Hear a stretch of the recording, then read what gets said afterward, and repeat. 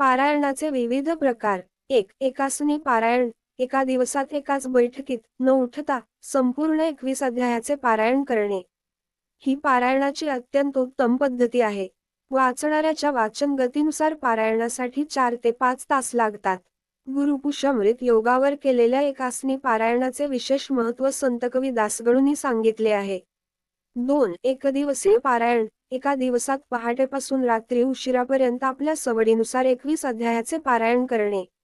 आजच्या धकाधकीच्या काळात बऱ्याच जणांना आरोग्याच्या समस्या असतात व त्यामुळे एकासनी पारायण करणे शक्य होत नाही.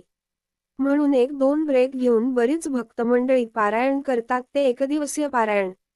जागतिक पारायण दिनाला वरील 2 पैकी एका पद्धतीचा वापर करणे अपेक्षित आहे.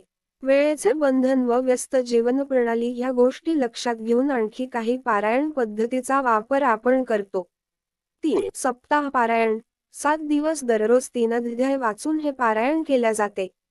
महाराजांचा प्रकटदिन सप्ताह व संजीवन समाधी दिन सप्ताहाच्या निमित्ताने अशा पारायणाचे मंदिरांमध्ये व घरी देखील सप्ताहाचे आयोजन करून असे पारायण आपण करू शकतो.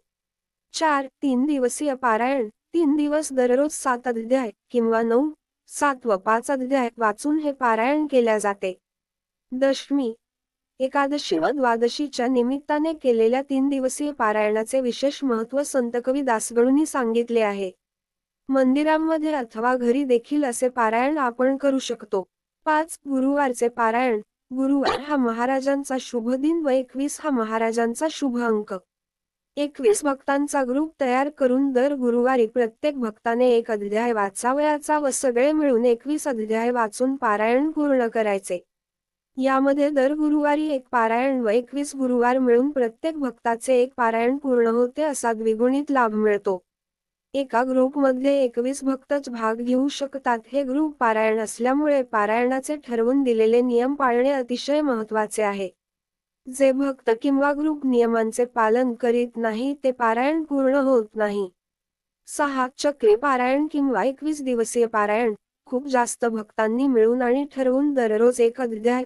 पहिल्या दिवशी सर्वांनी पहिला, दुसऱ्या दिवशी सर्वांनी दुसरा, 21व्या दिवशी सर्वांनी 21वा अध्याय वाचन करून 21 दिवसात हे पारायण करावे. साधारण प्रकट दिवस व संजीवन समाधी दिनाच्या निमित्ताने भक्त एकत्र येऊन ही सेवा उपासना करतात. यामध्ये भाग घेणाऱ्या भक्तांची संख्या कितीही असू शकते. येथे देखील प्रत्येकाने दररोज अध्याय वाचणे व नियमांचे पालन करणे अनिवार्य आहे. 7. संकीर्तन पारायण. एका भक्ताला व्यासपीठावर बसवून त्याने ग्रंथाचे वाचन करणे व इतरांनी ते श्रवण करणे असे या संकीर्तनाचे स्वरूप असावे. ही एक श्रवण भक्ती आहे. गजानन महाराजांचे बरेच भक्त असे आहेत की त्यांनी संपूर्ण श्री गजानन विजय ग्रंथ कंठस्थ केला आहे. ही सोपी गोष्ट नाही. व्यासपीठावर बसून जेव्हा ते मुखोद्गत पारायण करतात त्यावेळी बरेचदा ते काही प्रसंगांचे निरूपण करतात, काही अनुभव सांगतात. हे पारायण ऐकणे म्हणजे एक आगळीवेगळी पर्वणीच असते. असे पारायण म्हणजे संकीर्तन पारायण. 8. सामूहिक पारायण. एकापेक्षा जास्त भक्तांनी एकाच दिवशी एकाच ठिकाणी एकाच वेळी पारायणाची सुरुवात करून आपापल्या गतीने ग्रंथ वाचन करून पारायण करणे. येथे प्रत्येकाने संपूर्ण ग्रंथ 21 अध्याय वाचन करणे अपेक्षित आहे. प्रत्येकाच्या वाचन गतीनुसार वेगवेगळ्या वेळी पारायणाची सांगता होईल. हरकत नाही. काही आयोजक संकीर्तन पारायणालाच सामूहिक पारायण संबोधतात, परंतु माझे मते त्यात बराच फरक आहे. संकीर्तन पारायणात प्रत्येक भक्त ग्रंथ वाचूच शकत नाही कारण त्याने व्यासपीठावरील भक्ताचे मुखोद्गत पारायण ऐकायचे आहे. त्यातच खरी मजा आहे. श्रवण आणि वाचन अशा दोन्ही क्रिया एकाच गतीने सोबत करणे जवळजवळ अशक्य आहे. त्यामुळे इतर श्रोत्यांकडून अध्याय वाचनाची अपेक्षा करणे म्हणजे व्यासपीठावरील भक्ताचा सन्मान कमी करण्यासारखे आहे. त्यांचे वाचन व निरूपण आपण कसे ऐकणार कारण आपण तर पारायण करीत आहे. म्हणून अशा पारायणामध्ये चांगल्या प्रतीच्या ध्वनिक्षेपकाची व्यवस्था करून ते सुश्राव्य करावे.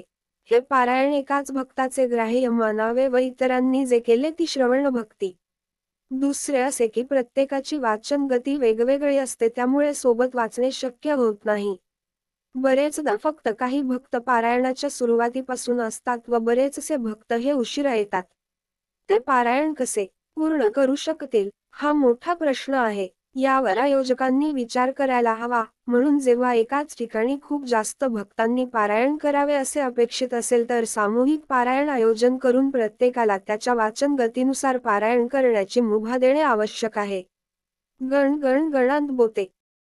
लाईक करा, सबस्क्राईब करा.